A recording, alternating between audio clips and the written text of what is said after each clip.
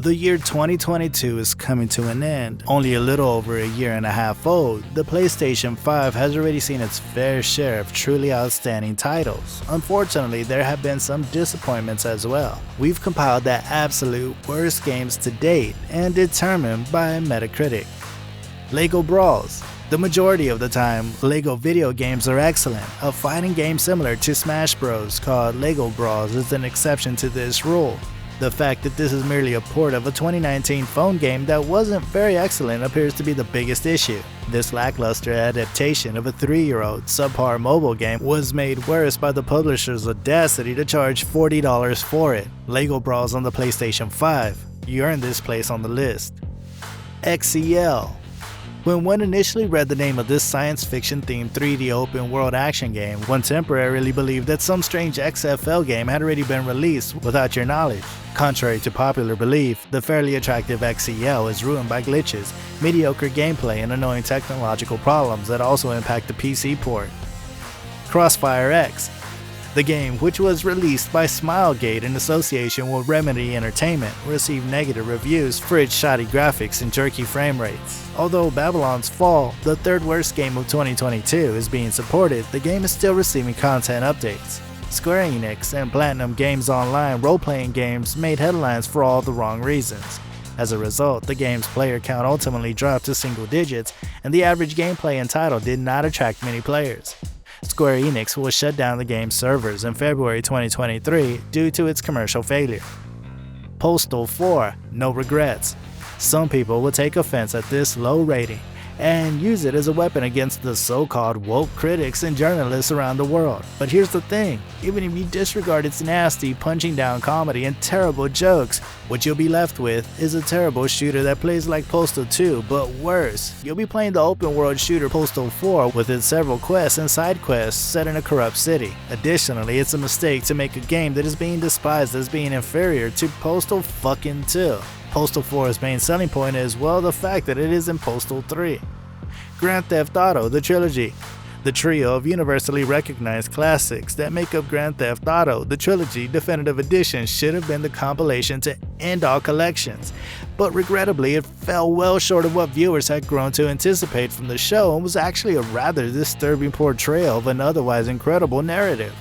OG fans were left with a trio of dreadful remasters and nothing more because Grove Street Games essentially butchered not only Grand Theft Auto 3 but Vice City and San Andreas as well. What exactly went wrong with the Definitive Edition, and what factors did the pathetically low Metacritic score of 54 represent? Actually, Grove Street Games, the company in charge of the trilogy's mobile ports, is at fault. Rockstar could have allowed its subsidiary to run the project at full speed and give fans what they were due, but instead it chose to let the once popular franchise die, making very few changes to the ports for next-gen systems. You see what we mean by looking at its outrageously awful rain effects. In Nightmare. With a goldmine of brilliant concepts and a charmingly simple aesthetic, In Nightmare got off to a wonderful start. The ability to enthrall its players base for long enough to see its story through to its great finale was what it lacked, but more than its graphics or the ideas, it was the trial and error gameplay and the tiresome, unavoidable puzzle elements that ultimately led to its demise. In Nightmare appears to be a quirky, stealth game with aspects lifted directly from the pages of critically acclaimed titles like Among the Sleep and Little Nightmares. However, it's actually a subpar imitation with a variety of dull features and tediously repeating level designs. As a result, it's easy to understand why Metacritic gave it a PlayStation 5 average score of just 53. Although it isn't the worst horror game ever made, the caliber of the finished product is horrifying. Balan Wonderworld. Even while you secretly want it to captivate you and tempt you to fall into the wonder world it so fervently describes, you're fully aware that the other side will only hold disappointment. Balan Wonderworld is exactly something deceiving and oh so forgettable. Balan Wonderworld does occasionally manage to rise above its dreadfully unimpressive standards, but those moments are so infrequent that they hardly seem worth the wait. Even while it's not the worst game ever, it's unquestionably setting a new low for 3D platformers, which is significant considering how many games are added to its library every day. However, a score of 51 is hardly anything to be proud of. Football 2022. Konami eventually looked to open a new door, using its newly discovered title of eFootball to pave the way for a new generation of top-tier video games after reaping the benefits of its prior football series, PES. The finished product, however, was very different from what the game's creators had initially imagined, and the first release of the title was met with nothing but failure and dissatisfaction. In addition to having clunky controls and dubious animation quality, eFootball 2022 also lacked the energy that PES possessed 10 times over. Sadly, this awful excuse for a soccer match soon sparked a barrage of negative reviews, many of which branded the match as the worst thing to happen to the sport in recent memory. So despite how depressing it is to see, a Metacritic score of merely 34 feels reasonable. Wrestler Jutsu Games 2021.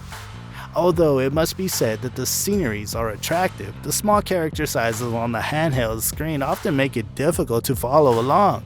At times, the humor does descend into ludicrously crude humor. One could have done without the nonsense the characters used in place of voice acting, since it only serves to make their already disagreeable and difficult to like personalities seem worse. There are some genuinely amusing instances and setting details. You'll come across beatboxing bards, a throwback to Danny John Jules' outstanding hip-hop infused Barrington.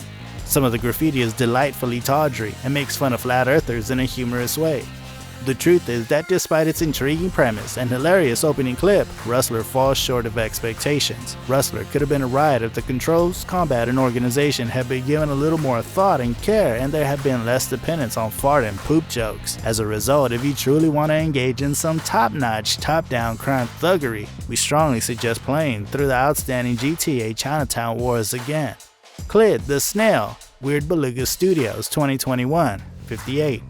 Well, its strange scenario, an anthropomorphic character design, Clid the Snail, a quirky twin-stick shooter by the suitably called developer Weird Beluga, creates a good first impression. However, before long it starts to completely fail to live up to its potential. The selection of a snail as the primary character is a little bit on the nose when it comes to the pace of the action due to repetitive level design, murky graphics, and excruciatingly dull enemy encounters. Theoretically, anyone will be all in for a top-down shooter that lets you control a snail on a quest and to annihilate hordes of foes. Unfortunately, the way the concept is carried out in Clid the Snail is pretty disappointing. Due to the action shooter nature of the game, there is frequently too much action going on screen, which makes for frustrating gameplay. Babylon's Fall.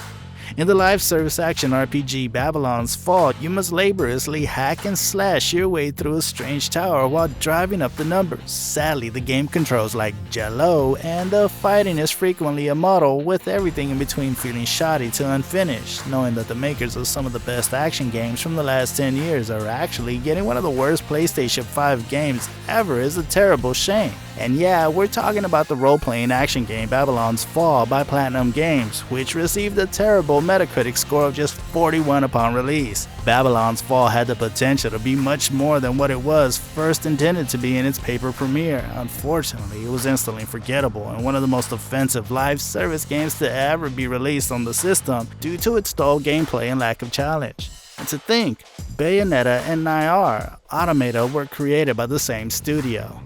Which game has rewarded you the most for your commitment, and which do you regret wasting your time on? Subscribe for more content just like this one and share it with your friends. Also, don't forget to smash that like button and press the bell icon to get notified about our new videos. Until then, fellas.